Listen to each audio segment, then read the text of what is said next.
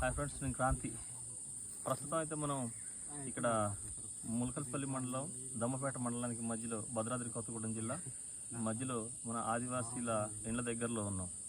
వీళ్ళు సంతలో నుంచి ఈ ఏదైతే కుండలు ఉంటాయో ఈ కుండల్ని, అంటే ఇవి కూడా ఛత్తీస్గఢ్ తయారీ అనమాట. ఇవన్నీ కూడా మన దగ్గర ఈ మోడల్ దొరకవు. ఛత్తీస్గఢ్ నుంచి తయారయ్యి సంతలలోకి వస్తే తీసుకొని వాళ్ళ ఇళ్ళకి తీసుకెళ్ళడానికి వేరే గ్రామం వస్తే ఆ గ్రామం నుంచి మోసుకొని మధ్యలో కొద్దిసేపు ఇట్లా పెట్టుకొని ఇక్కడ నుంచి మళ్ళీ ఇంకొక విడత తీసుకొని పోయేటువంటి పరిస్థితులలో ఇక్కడ మనకి ఈ కుండలన్నీ కనపడతా ఉన్నాయి.